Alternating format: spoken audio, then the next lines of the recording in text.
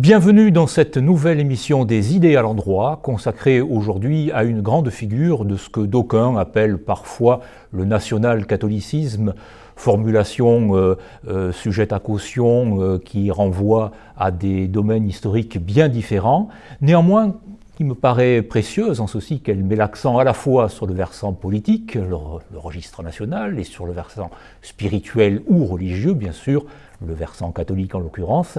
Grande figure, disais-je, qui est celle de Jean Madiran, qui nous a quittés il y a 10 ans, en 2013, et nous avons donc célébré il y a à peine quelques semaines le 10e anniversaire de sa disparition. Jean Madiran était un journaliste, c'était un essayiste, à certains égards un philosophe. Il a fondé la revue Itinéraire, qui a eu une très longue existence. Il a fondé également le journal Présent. Il s'est engagé dans la vie politique, il s'est engagé également dans la vie religieuse de l'Église catholique, et en particulier dans l'Église de France, à travers un certain nombre d'ouvrages, d'articles, d'actions et de réactions, pourrait-on dire. Et je vais en parler aujourd'hui avec deux grands connaisseurs de cette grande figure, avec vous, Yves Chiron. Vous venez de faire paraître, il y a quelques semaines à peine, ou 1 ou 2 mois, une somme biographique consacrée à Jean Madiran, que je montre à la caméra. C'est aux éditions Dominique Martin Morin, DMM. Vous avez eu accès aux archives privées, enfin, vous avez pu explorer, en historien que vous êtes, la trame, la courbe de vie de Jean Madiran. Vous êtes spécialiste de l'histoire des idées religieuses, de l'histoire des idées politiques, en particulier de l'école contre-révolutionnaire. Vous avez publié de très nombreux ouvrages, des biographies. Je signalerai simplement, puisque en 2023, nous avons célébré également le 100e anniversaire de la mort de Maurice Barrès, votre biographie de Maurice Barrès, qui a été rééditée en 2000 aux éditions Godefroy de Bouillon. Je signale également votre histoire des traditionalistes, qui est beaucoup plus récente, bien sûr, parue aux éditions Talandier en 2022. Est avec nous également Philippe Maxence. Je suis présent. Absolument, présent, c'est le cas de le dire. C'est un mot qui risque de revenir assez fréquemment. Effectivement, oui. Vous êtes journaliste, vous êtes rédacteur en chef de la revue L'Homme Nouveau, vous êtes essayiste, vous-même avez publié un grand nombre d'ouvrages biographiques, et puis il y en a un que je tiens, alors là c'est purement subjectif, mais pas sans lien avec notre émission, mais un en particulier que je tiens à signaler, c'est votre ouvrage consacré à Chesterton, dont vous êtes un très grand spécialiste, pour le réenchantement du monde. Juste un amateur, si je veux rester chestertonien, il faut que je dise que je suis un amateur. En étant fidèle à Chesterton, effectivement, un amateur, donc un grand amateur. Donc pour le réenchantement du monde, une introduction à Chesterton, c'était aux éditions Ad Solem en 2004, je crois.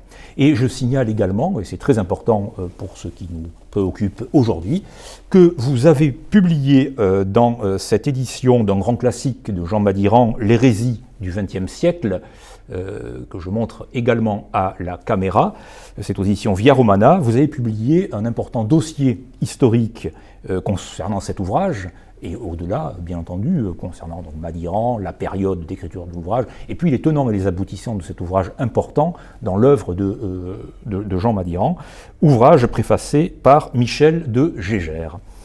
Alors, Yves Chiron, votre biographie, enfin, il me paraît pas anodin, mais vous allez me dire si c'est anodin ou pas, hein, c'est vous le spécialiste évidemment, de commencer par l'onomastique en quelque sorte, le nom. Hein. Jean Madiran est né Jean Arfel. Il a utilisé donc ce pseudonyme de Madiran auquel il est associé, enfin on ne parle aujourd'hui que de Jean Madiran quasiment. Il a également, quand il a publié son premier ouvrage, hein, qui était la philosophie, qui était consacré à la philosophie politique de saint Thomas d'Aquin, il avait publié sous pseudonyme également, sous le pseudonyme de Jean-Louis Lagore. Et Lagore et Madiran sont des noms de lieux qui renvoient au Grand Sud-Ouest, disons. Et Madiran était un homme d'Aquitaine. C'était un homme du Bordelais et des Hautes-Pyrénées, enfin, de cette région-là. Dans quelle mesure peut-on dire que cet enracinement provincial de Madiran, et cet enracinement tout court, au fond, hein, dans des lieux précis, a été déterminant, au moins dans la genèse de sa pensée? Peut-on le dire, d'une part, et d'autre part, en quoi est-ce le cas échéant?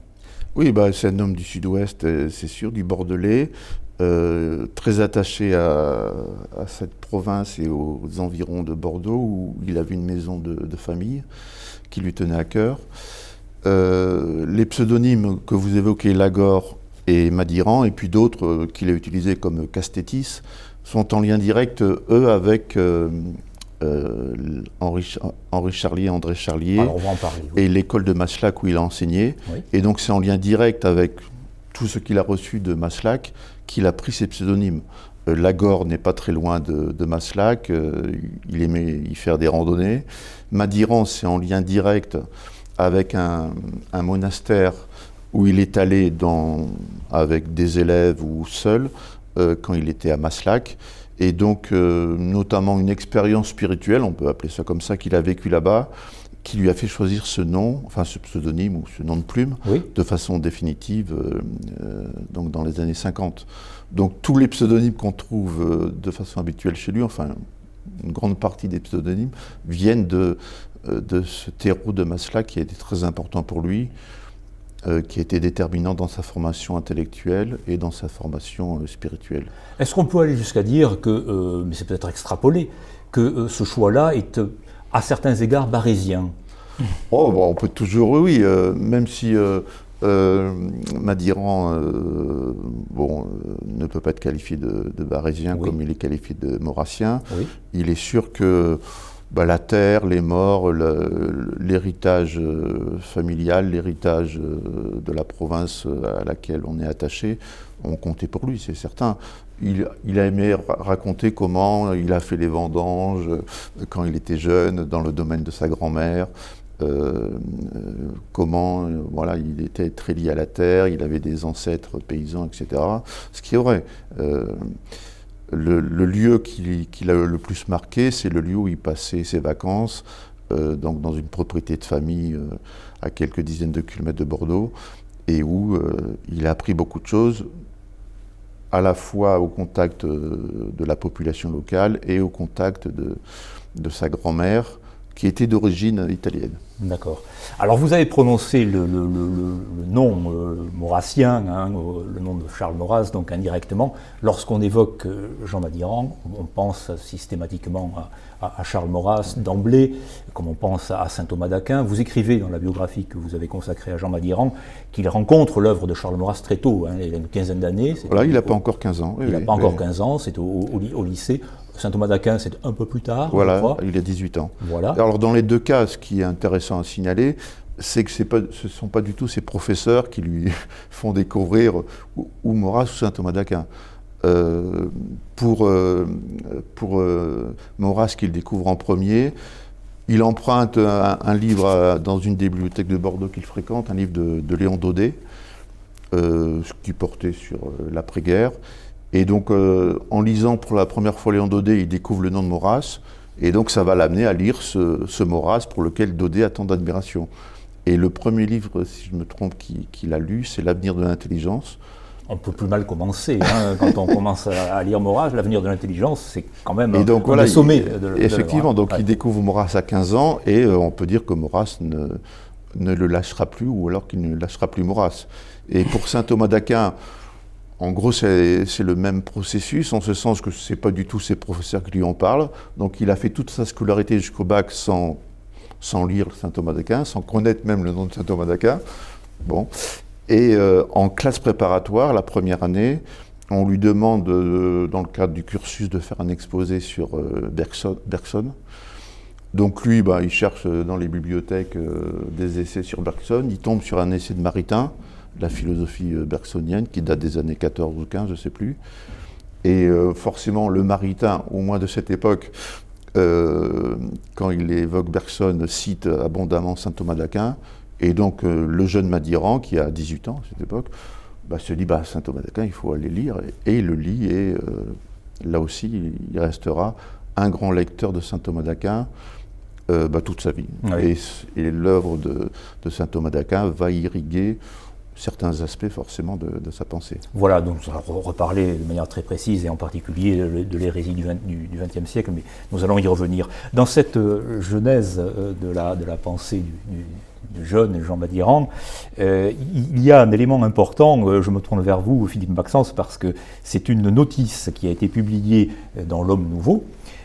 C'était un numéro de 1967, une notice très synthétique à laquelle Jean Madiran répondait. Enfin, il s'agissait de savoir quels avaient été ses maîtres et ses formateurs.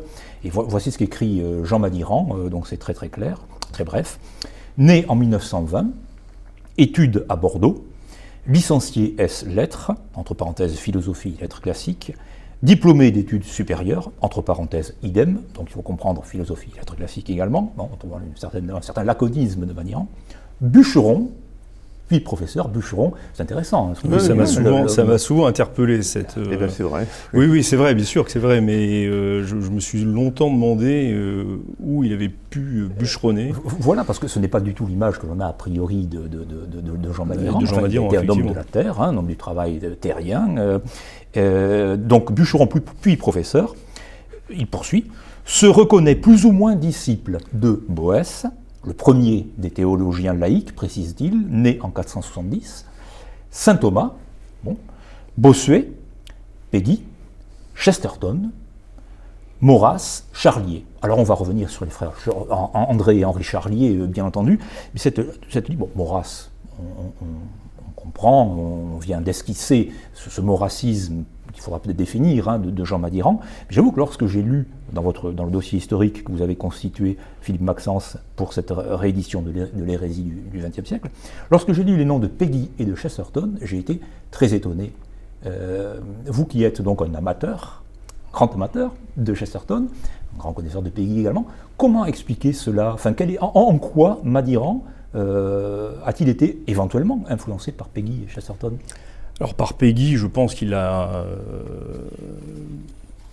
lu, médité et s'est imprégné de l'œuvre de Péguy, et je pense que c'est par principalement le biais des frères Charlier, qui ont été des relais directs entre Péguy et lui, si je puis dire. Et donc il y a une familiarité qui s'est installée entre Madiran et l'œuvre de Péguy, qui lui a à un certain moment, Yves Chiron me corrigera peut-être si je me trompe au plan historique, mais dans son rapport avec Maurras, Madiran a eu des évolutions, a eu des allers-retours. Comment peut-on les décrire en quelques mots, ces évolutions-là? Parce que ce n'était pas... ce n'était pas un dissident du maurassisme, ce n'était pas un orthodoxe du maurassisme. Non, il était contre le psittacisme maurassien, voilà. Ça c'est très clair. Je pense qu'il y a une très forte admiration à partir de la découverte de Maurras et la lecture de Maurras. Il y a la rencontre avec Maurras et la place que Jean Madiran peut avoir dans l'esprit de Maurras comme l'un des éventuels successeurs. Il n'est pas le seul, évidemment. C'est le cas de Pierre Boutan, plus âgé pour le coup. C'est le cas à un moment de Jean Housset, qui va fonder plus tard la Cité catholique. Jean Madiran va écrire dans l'Action française, d'abord dans la Revue universelle, dans l'Action française quotidienne, va consacrer un certain nombre d'articles. Donc il y a une proximité très forte intellectuelle en tous les cas avec Maurras. Sa rencontre avec les frères Charlier va être alors par le biais de sa rencontre d'abord avec André Charlier. Alors quelques mots sur les frères Charlier. Oui, les frères Charlier, il faut peut-être les présenter effectivement, puisqu'on en parle comme Henri si. Charlier, Donc deux frères qui sont, comme aimé à le signaler Jean Madiran, qui sont venus du monde moderne au catholicisme, c'est-à-dire qui se sont convertis et qui ont fait tout un chemin de conversion. André Charlier, le jeune frère, étant à la tête de l'école des Roches, repliée à Maslac pendant la Seconde Guerre mondiale, va embaucher comme jeune professeur Jean Madiran, et André Charlier avait réussi, je pense, selon les témoignages qu'on a pu recueillir, à insuffler un esprit très particulier à l'école des Roches à ce moment-là, à travers les appels qu'il faisait auprès des élèves, des exigences qu'il portait de manière très forte, et illustré par une formule qui peut résumer un peu tout ça, c'est cet appel à une réforme intellectuelle et morale permanente, issue d'ailleurs, héritière de l'œuvre de Péguy, et ça va profondément marquer Madiran et le faire évoluer dans son approche vis-à-vis de Maurras, parce que je n'ai pas oublié Maurras non plus. Et par le biais d'André Charlier, Jean Madiran va rencontrer Henri Charlier, qui est un sculpteur, qui est aussi un écrivain, mais qu'il va faire d'ailleurs écrire de manière plus forte. Henri Charlier, qui est plus âgé que son frère André, qui a été en lien avec Péguy, qui a été en lien avec un certain nombre de personnalités du renouveau catholique du début et du XXe siècle, et qui s'est installé au Ménil-Saint-Loup, là où une figure religieuse et bénédictine a profondément marqué cette région, le Père Emmanuel, et Henri Charlier en est en quelque sorte l'un des héritiers. Cet ensemble cet apport des Charliers, je pense, mais là aussi le biographe pourra me corriger, va ouvrir en quelque sorte l'esprit du jeune Madiran sur un univers spirituel, intellectuel beaucoup plus large. Oui. D'où ce rapport aussi avec Péguy. C'est un peu cet éloignement de Maurras. Les relations avec Maurras ne sont pas très faciles non plus après la Seconde Guerre mondiale, parce que contrairement à la volonté de l'école d'action française de s'en tenir au maître mot qui était la France seule, donc après-guerre, l'action française tient à ne pas être mélangée aux collaborateurs. Oui, les collaborationnistes, et puis ni les Anglais ni les Allemands. Et je pense avec beaucoup de courage, Madiran, lui, prend la défense de ceux, au moins des jeunes qui se sont engagés, croyant en la parole du maréchal Pétain, et de tous ceux qui le suivaient, se sont engagés jusque dans la milice, par exemple, estimant qu'ils ne doivent pas être, qu'ils doivent être soutenus dans l'épuration qu'ils subissent de manière parfois très forte, certains étant donc fusillés. Donc là, il y a un éloignement peut-être de Maurras, en tout cas un désaccord politique assez fort. L'autre éloignement avec Maurras que je vois, sur lequel Madiran se détachera ensuite, c'est sa rencontre avec Marcel Clément, Marcel Clément qui va, à partir de 1962, diriger le bimensuel L'Homme Nouveau, a collaboré au tout début de la revue Itinéraire, et Madiran lui a confié une enquête sur le nationalisme, qui est une mise en cause finalement de la vision nationaliste et donc maurassienne pour ce qui concerne la France. Et cette enquête sur le nationalisme est préfacée par Madiran, qui très clairement à ce moment-là prend ses distances avec le nationalisme et de Maurras. Oui. Il va à nouveau prendre une distance quelques années plus tard dans Itinéraire, dans un numéro d'Itinéraire. Donc revue qu'il a fondée en 1956. Voilà, c'est ça. Je pense que si ma mémoire ne me fait pas défaut, à la fin des années 80, il prend clairement distance avec ce qu'il a pu écrire dans ces années 50, en fait, sur le nationalisme. En tous les cas sur l'utilisation du mot nationalisme, disant qu'il peut être finalement utilisé, accepté, même dans une conception catholique et du terme, puisque ça avait été l'une des grandes discussions de l'enquête sur le nationalisme menée par Marcel Clément dans Itinéraire. D'accord. Et juste en deux mots, ça me paraît important, Chesterton, c'est très étonnant. Alors pour quelle raison très clairement, je ne pourrais pas vous répondre. Moi, il se trouve que j'ai connu Chesterton par Madiran. Le nom de Chesterton m'est venu parce que je lisais Itinéraire, je lisais Madiran, et que ça a suscité mon interrogation. Mais je ne saurais peut-être que Yves Chiron pourra nous répondre, mais je ne saurais pas vous dire. Oui, de manière. Mais est-ce qu'il y a Madiran a consacré un numéro spécial dit itinéraire, enfin un dossier spécial à Chesterton. Il le cite, je crois, en 1957 dans Ils ne savent pas ce qu'ils disent. Il cite Chesterton, mais par quel biais l'a-t-il connu?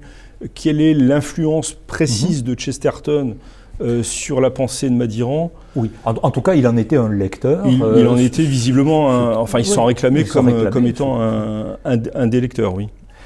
Yves Chiron, sur cette relation de Madiran avec Maurras, avec les frères Charlier, est-ce que vous souhaiteriez ajouter quelque chose qui vous paraîtrait particulièrement important? Non, mais ce qu'a dit Philippe Maxence est très juste. Effectivement, on a, on va dire, une sorte de dialogue-duel. Oui. Je pense que l'expression est peut-être de Daniel Masson, qui a consacré un livre à Maurras en 89.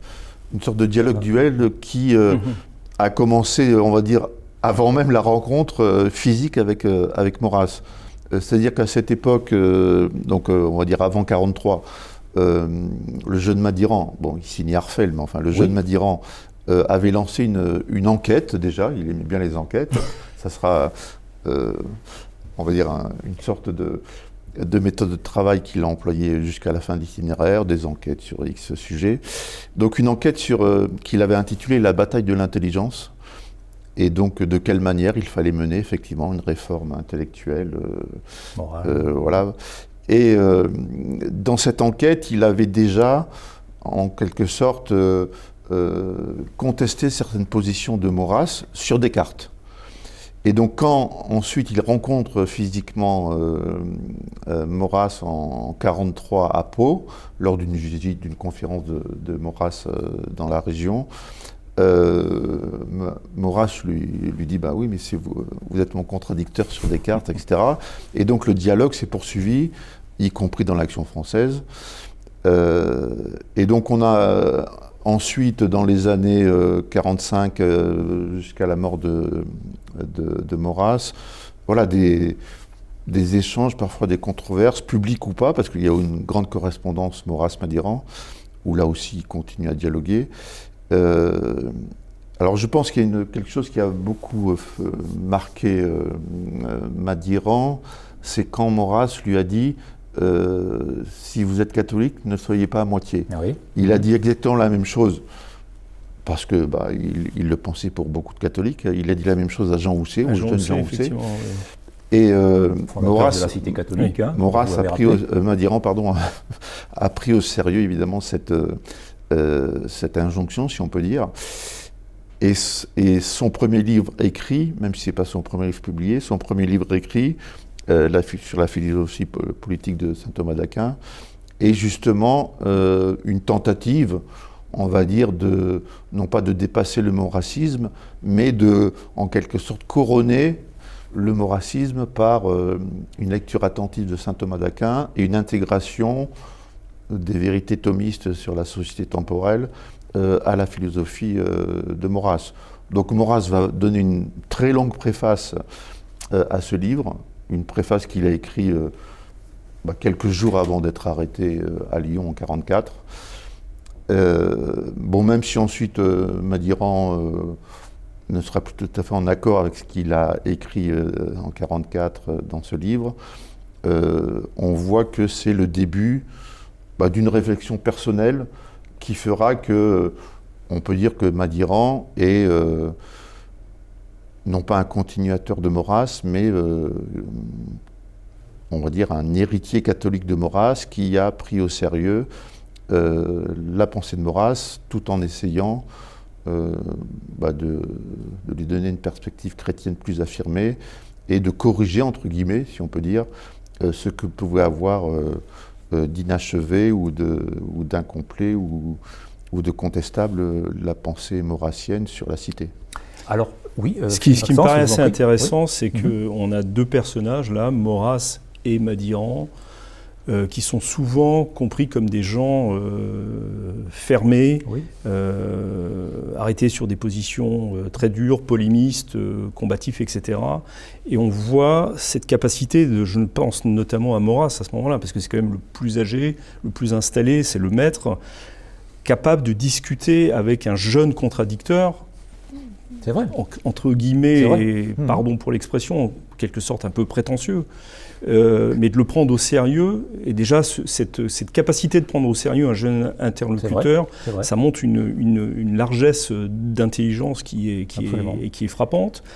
Donc ces deux personnages, encore une fois, qui sont souvent caricaturés, là se révèlent de manière comme des personnes très ouvertes en fait, au moins intellectuellement. Et il y a un troisième personnage qu'on peut faire rentrer dans le lot, dans ce saint Thomas et de Madiran, c'est Étienne Gilson. Absolument. Ça, parce que Étienne Gilson est la cible, est la cible de Madiran dans ce livre, et de Jean-Louis Lagore, mais qui deviendra Madiran, et il le conteste de manière très très très forte, très précise. D'autant plus que Gilson est un démocrate chrétien. Donc, je précise qu'Étienne Gilson a été un grand maître de la Sorbonne, un grand spécialiste de la scolastique notamment, qui a beaucoup écrit sur ce que l'on appellera, à tort ou à raison, la philosophie chrétienne, entre guillemets, et qui était en effet apparemment très éloigné de Jean Madiran, alors qu'il y a eu entre eux, je crois que l'on peut le dire, une véritable amitié. Quelques années plus tard, et Yves Chiron va pouvoir nous le préciser, je suppose, mais quelques années plus tard, effectivement, les deux hommes seront en correspondance, des liens vont se nouer entre eux, au point que Madiran va republier dans Itinéraire un ouvrage de Gilson, et que Gilson va soutenir en quelque sorte la contestation philosophique de Madiran au moment où l'Église traverse une crise importante. Mais peut-être que Yves Chiron, sur ce rapport avec Gilson, pourrait... Oui, mais effectivement, à partir de la fin des années 60, les liens entre les deux hommes sont étroits. Alors il y a deux choses. Il y a d'une part le fait que Gilson s'est trouvé en pointe à propos de la traduction déficiente du Credo, et à propos de la traduction déficiente du Notre Père. Consubstantielle et de même nature. Voilà ce sur quoi porte. Et donc là, il a mené bataille de façon, on va dire, courageuse et incisive, et Madiran l'a rejoint dans ce combat-là. Effectivement, Madiran propose à Gilson de rééditer un de ses livres dans Itinéraire, et Gilson ne trouve pas scandaleux d'être édité par Itinéraire. Et puis, justement, à propos de l'hérésie du XXe siècle que Maxence a réédité et commenté, quand Gilson découvre, parce que Madiran lui envoie les premières pages du livre, il en est tout à fait émerveillé, tout à fait d'accord. Il pense que Madiran a pointé la vraie nature, si on peut dire, du problème philosophique et théologique de l'hérésie des évêques. C'est la première phrase de l'hérésie du XXe siècle. Et là, l'accord est complet entre les deux hommes sur le diagnostic porté sur en fait, la crise intellectuelle de l'Église à cette époque. Et donc là, on a un accord qui, aujourd'hui encore, passe mal chez les gilsoniens de stricte observance. Passe très mal, oui. Qui pensent que Gilson a été instrumentalisé par Madiran, etc. Alors qu'en fait, il y a un accord certain. Là aussi, la correspondance Gilson-Madiran établit clairement que un Gilson n'a pas peur de frayer avec Madiran et d'être publié dans Itinéraire. 2 est en accord avec lui. Et 3 même sur certains points, est encore plus sévère que Madiran. Alors, on voit dans la discussion que vous avez autour de Madiran qu'en effet, c'était un homme beaucoup plus complexe que l'image que l'on peut avoir de lui de prime abord, exactement comme celle de Charles Maurras, vous l'avez souligné, Philippe Maxence. Dans le même registre, j'ai été surpris d'apprendre dans votre ouvrage, Yves Chiron, qu'il avait eu des liens avec André Frossard, par exemple. Voilà encore Gilson, c'est surprenant, mais André Frossard, ça l'est tout autant. Ils se rencontrent dans les milieux, on va dire, littéraires et journalistiques parisiens du début des années 50. Alors il y a un livre de Frossard sur les ordres religieux qui frappe beaucoup Madiran. Il en fait l'éloge dans un article. Et donc c'est de cette façon que les liens entre eux se nouent. Parce que notamment Frossard dit son admiration pour les bénédictins, etc. Donc ils ont des liens étroits et même s'ils n'écrivent pas dans les mêmes publications, il y a une entente, on va dire, intellectuelle entre eux. Oui. Et au point que Madiran va essayer d'intéresser Frossard à son projet de revue, qui sera itinéraire, et au point d'envisager de lui en confier la direction. Et puis finalement, on va dire que, pour résumer, pour faire bref, oui. On va dire que Frossard s'est défaussé, n'a même pas fait partie de l'équipe d'origine, et que donc d'autres, notamment Louis Saleron, vont inciter Madiran, le lapsus est fréquent, vont inciter Madiran à lancer cette revue, et donc cette revue se fera sans Frossard, et avec des piliers solides tels que Charlier, Henri Charlier, Saleron, etc. Et les relations entre les deux hommes vont finalement durer un peu, mais se dégrader assez vite. Mais enfin, en 55, Frossard, par exemple, est le témoin de la rencontre entre le directeur du Monde, Beuve-Méry, oui. Madiran et, on va dire, quelques ténors de la presse progressiste. Donc il est le témoin parce que Madiran lui a dit le directeur du Monde m'a invité à déjeuner, je veux bien y aller pour discuter avec lui et avec les patrons de la presse progressiste, mais il me faut un témoin, et Frossard avait accepté. Après, il oubliera l'épisode, mais... Ce qui en dit beaucoup sur les mœurs de l'époque, quand même. Oui. De devoir discuter avec un témoin pour être sûr que... Voilà, que les propos ne soient pas trahis ou déformés. Pas trahis ou déformés, effectivement. Ouais. Alors, ceci dit, chacun s'était engagé à ne pas révéler la rencontre, le déjeuner, mais bon, évidemment, ça n'a pas duré longtemps. Et les biographes du fondateur du Monde, Beuve-Méry, évoquent l'épisode, mais de façon pas très exacte parfois, mais enfin, ça c'est des détails. Ouais. Alors, vous avez évoqué le propos de Maurras à destination de Madiran, si vous êtes catholique, ne soyez pas à moitié.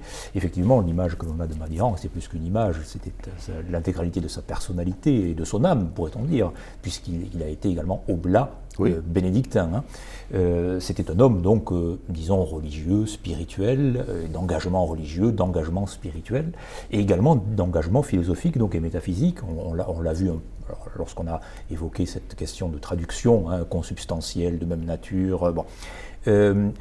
Jean Madiran, dans l'hérésie du XXe siècle, reproche à l'Église catholique, singulièrement à l'Église de France, un certain nombre de faits, un certain nombre de conceptions, et met en avant, à rebours, à contrario, ce qu'on pourrait appeler la doctrine catholique, enfin de toujours, disons, ou en tout cas la plus classique ou la plus thomiste.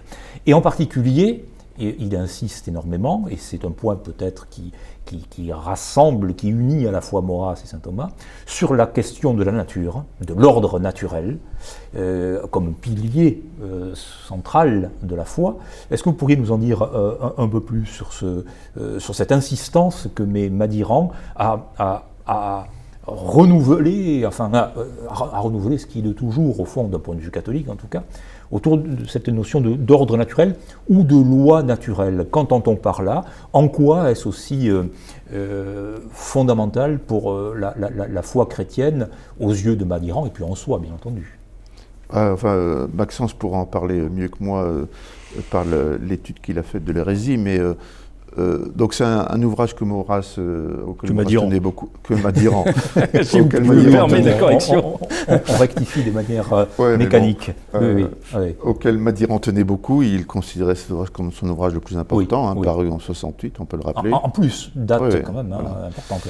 Et alors c'est un ouvrage qui en fait cherche à discerner les causes fondamentales de la crise de l'Église. Oui. Bon, on peut faire des descriptions sur différents événements, différents textes scandaleux, différentes initiatives très malheureuses, voire profanatoires, etc.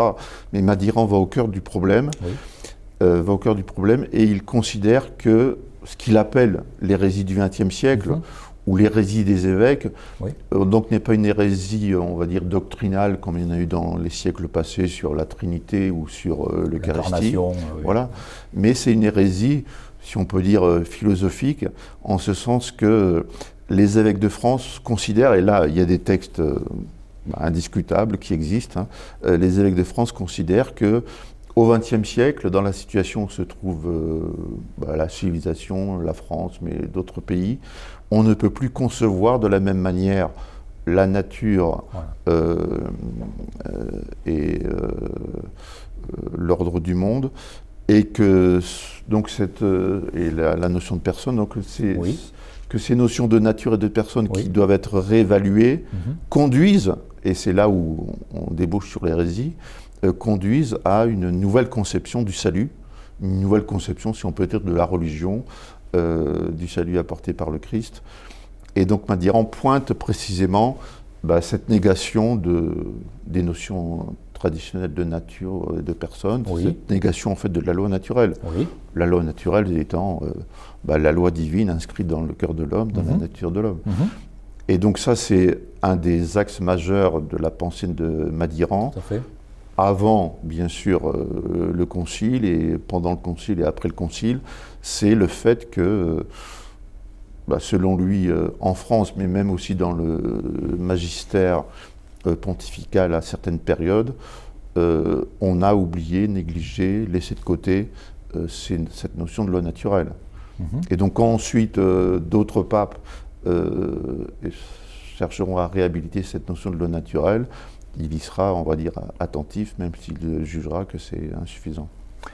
Philippe Maxence, sur la question également de la liturgie, qui est une question bien sûr centrale, dans le culte religieux, Madiran a été vigilant à cet égard. Quel est Je crois que vigilant est un terme faible.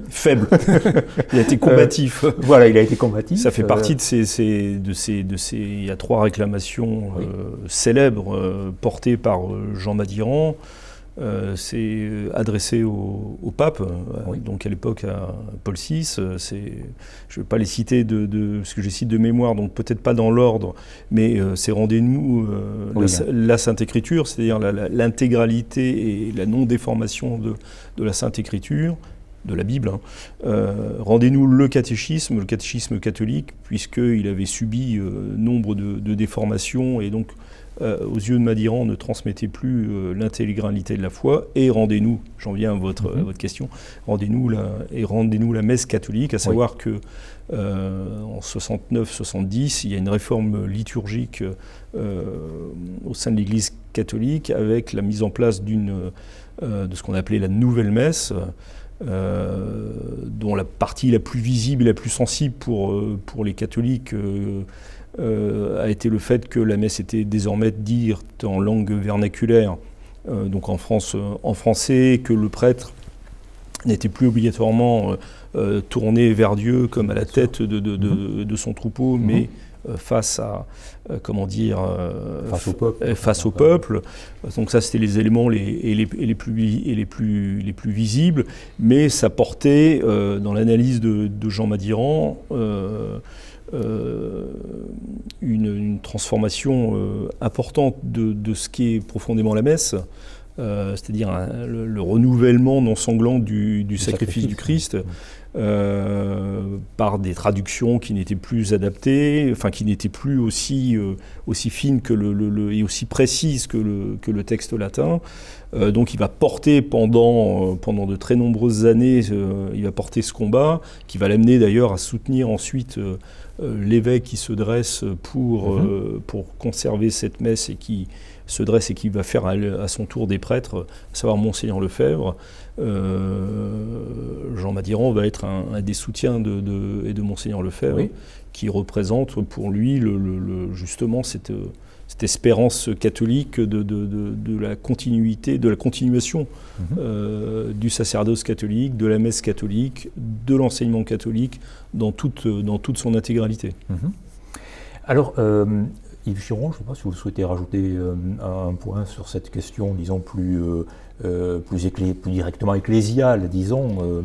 Ce que dit Maxence, c'est juste, avec cette idée que, oui, à l'époque, premièrement, je dirais que ce sont les laïcs, et bien sûr les prêtres de paroisse à titre individuel, qui ont mené le combat, on va dire, contre la nouvelle messe ou pour la messe traditionnelle. Et Madiran, de ce point de vue, a été un fer de lance, un rassembleur, un initiateur, à travers d'abord la revue itinéraire et puis effectivement la réclamation publique qu'il fait auprès de Paul VI en 1972. Mais avec l'idée que, et c'est ça qui le différencie d'autres traditionnalistes, entre guillemets, à la même époque, on a l'abbé de Nantes, qui aujourd'hui est un nom plutôt oublié, mais enfin qui à l'époque était un prêtre d'église très influent, avec une revue très diffusée. Oui. Lui avait choisi ce que Madiran appelle la voie d'accusation. Donc il accusait Paul VI d'hérésie, de schisme, de scandale. Madiran, lui, choisit la voie de ce qu'il appelle la réclamation, d'où le titre de son texte et du livre qui a suivi. Et donc cette réclamation, il va la porter, on peut dire, jusqu'à sa mort. Donc quand Benoît XVI finalement rétablit la messe traditionnelle, pour lui c'est un événement considérable dont il s'est gré au pape Benoît XVI. Lorsque le catéchisme de l'Église catholique paraît sous Jean-Paul II, il considère aussi que c'est une avancée considérable puisque la doctrine est réaffirmée de façon traditionnelle, ordonnée et synthétique et à la portée de qui veut s'en saisir, même s'il regrette, et il le regrettera jusqu'à la fin de sa vie, même s'il regrette qu'il n'y ait pas eu en même temps la publication par Rome d'un catéchisme pour les familles, pour les enfants, qui soit accessible et soit diffusé dans toutes les paroisses et fasse référence. Donc, il savait gré au pape de ce qu'ils ont fait, même s'il les incitait à faire plus. Alors, il y a un point qui me paraît très important que l'on ne souligne pas en règle générale concernant Jean Madiran et auquel j'avais été très sensible lorsque je l'ai lu, d'une manière d'ailleurs pas du tout cursive, mais j'avais eu l'occasion de le lui dire d'ailleurs. Madiran, il y a un côté écrivain chez Madiran, je veux dire par là qu'il y a un style de Madiran. Il y a un usage de la langue française chez Madiran qui me paraît très, très beau, très juste. Et Michel de Gégère, d'ailleurs, dans la préface à l'hérésie du XXe siècle, le souligne de manière très, très heureuse. Et c'est anecdotique, mais assez révélateur du personnage. Je n'ai rencontré Madiran qu'une seule fois, et très brièvement, et je lui faisais part, c'était il y a des années, je lui ai fait part de cet intérêt que j'avais pour son style. Et je lui ai dit, c'est très curieux que vous n'ayez pas envisagé peut-être une autre modalité d'écriture. Et il m'avait répondu d'une manière à la fois laconique et assez sèche, on ne peut pas tout faire. Voilà à quoi s'est borné mon dialogue avec Madiran. Peu importe. Madiran a publié, c'était en 2012, donc très peu de temps avant sa mort, des dialogues du pavillon bleu aux éditions Via Romana, qui est, puisqu'on a essayé de montrer en quelque sorte le visage de notre Madiran, qui est un livre qui n'a rien à voir avec ses essais philosophiques, politiques, journalistiques, militants, et donc qui est un essai de fiction, qui est une fiction, et une tentative de fiction en quelque sorte. Est-ce que vous êtes, vous, en tant que véritable lecteur de Madiran, Dieu sait, est-ce que vous êtes sensible au style de Madiran? Est-ce que vous pensez qu'il y avait aussi, qu'il y avait en lui un écrivain également? Je ne dis pas du tout un écrivain contraint, etc. C'est pas du tout le problème. Il a eu une vie d'action et de publication considérable. Mais c'est assez rare, cette conjonction, de mon point de vue en tout cas, j'allais presque dire du styliste et du combattant, hein, de l'homme religieux, de l'homme politique. Mais c'est quelque chose à quoi vous êtes sensible ou pas du tout? Effectivement, je pense qu'il y a un style madiran qui s'appuie sur les exigences qu'il portait en lui, qui est l'extrême précision. Oui. Grande clarté de la langue également. Mais qui conduit à une grande clarté de la langue, une exigence de définition toujours très poussée, à tel point que on a pu dire de lui qu'il prêtait à ses adversaires des pensées qu'il n'avait pas, parce que lui tirait à fond le vocabulaire, on tirait les conséquences à fond, que certainement beaucoup de ses adversaires n'avaient pas en tête. Et ça porte déjà, ça conduit à un style. Exact. Le père Brugberger, je ne sais plus à quel moment, à quel endroit il le dit exactement, mais voit, ça revient un peu au début de notre conversation, voit en Jean Madiran l'héritier de Péguy. Non pas l'héritier de Maurras, les rapports de Brugberger avec Maurras expliquent peut-être le fait, mais voit vraiment... Brugberger écrit voilà, ça, littéralement. Et le voit comme l'héritier de Péguy, et je pense qu'il y a quelque chose de péguiste, je ne sais pas si le terme est approprié, dans l'écriture de Madiran. Et François Brignot écrira dans le numéro 300 d'Itinéraire qu'il faut que Madiran se présente à l'Académie française, ce qui aurait fait honneur à l'Académie française, effectivement. Tout à fait. Ouais. Yves Chiron ? Oui, effectivement, Brignot a porté cette candidature, si on peut dire, l'a incité à poser cette candidature. A ensuite, le journal Présent a soutenu cette incitation, mais Madiran, finalement, on en est sûr, n'a pas donné suite, en se disant peut-être que c'était une bataille perdue. Certainement. Il n'a pas posé sa candidature, c'est certain, les archives de l'Académie française témoignent qu'il n'y a pas de candidature officielle de Madiran. Mais effectivement, Péguy et le style de Madiran, la volonté de Madiran d'aller au fond des choses, de pousser dans leur retranchement les auteurs qu'il conteste, qu'il critique ou qu'il commente, sont en lien direct avec son style. Donc il y a une acribie sur le plan intellectuel qui se traduit dans les formulations, dans l'écriture, par une exigence qui parfois est exagérée, parce qu'il va contester un mot ou passer trois pages à décortiquer une phrase. Mais on le voit bien dans le récit du XXe siècle. En gros, toute l'argumentation du livre tient sur la contestation de 3 lignes publiées par les évêques. Mais sur le fond, il a quand même raison, parce que ces 3 lignes sont significatives d'un état d'esprit, d'une pensée, et même d'une volonté de réforme qui est dommageable pour la foi, c'est certain. Alors, il nous reste très peu de temps. On ne peut pas ne pas évoquer le journal Présent d'une manière plus directe, hein, hélas de manière très rapide. Pour les plus jeunes générations, Madiran est associé au journal Présent, bien sûr, hein, qu'il fonde en 1981, je crois.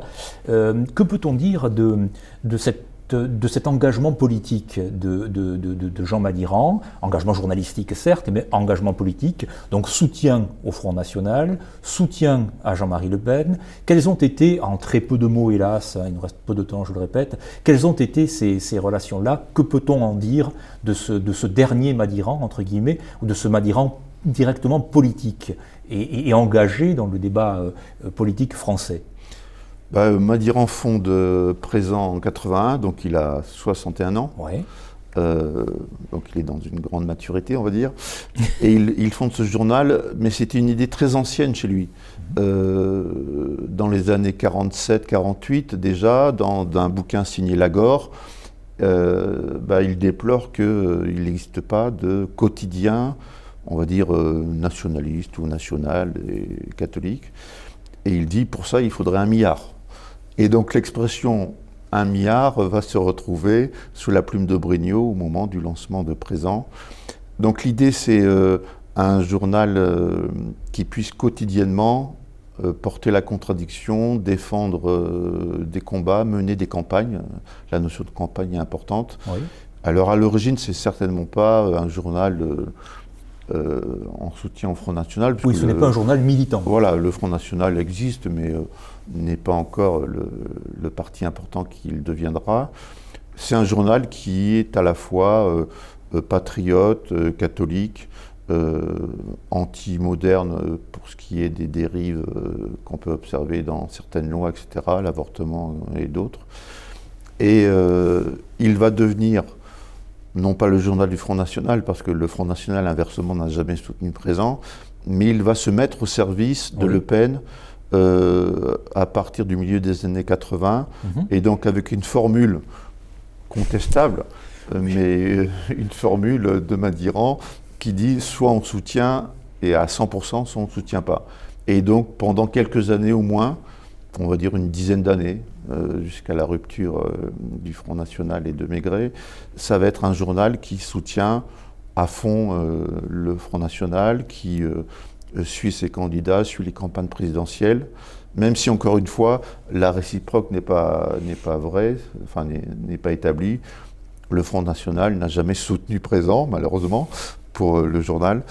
Et donc c'est, on va dire, un soutien à sens unique, avec l'idée que, bien sûr, pour Madiran, qui reste monarchiste de cœur et de conviction, un parti politique dans le système démocratique français n'a pas beaucoup de chances de pouvoir appliquer un programme complet de restauration de la France en général, mais avec l'idée que il faut soutenir le Front National parce que c'est la seule voie pour aboutir au moins à des changements partiels, ponctuels ou temporaires.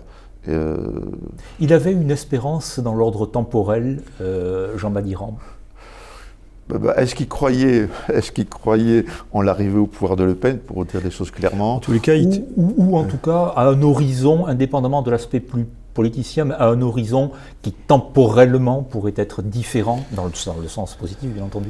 Il était animé par une espérance temporelle ou pas du tout? Je pense que oui, parce qu'on ne peut pas combattre plume à la main tous les jours sans espérer que les idées qu'on soutient, les combats qu'on mène aboutissent au moins soit à faire reculer une décadence, soit à renverser cette décadence. Mais je pense qu'il n'y avait pas non plus d'illusion, y compris avec des personnalités catholiques qui soutenaient son combat et pour lesquels il a parfois été déçu. Merci beaucoup Yves Chiron, merci beaucoup Philippe Maxence. J'espère que nous vous aurons donné envie de découvrir ce Jean Madiran presque buissonnier, pour reprendre un terme qui renvoie au début de notre émission avec le vendangeur et le bûcheron. En tout cas, un Jean Madiran qui n'est pas du tout, dans le portrait, n'est pas du tout conforme aux restrictions ou aux préventions que l'on peut, à tort ou à raison, nourrir à l'endroit de sa personne et de son itinéraire. Un Jean Madiran complexe, nuancé, méticuleux, précis et en même temps très ouvert, en tout cas beaucoup plus ouvert que bien de nos contemporains à certains égards. Merci à vous deux, merci à vous et à très bientôt.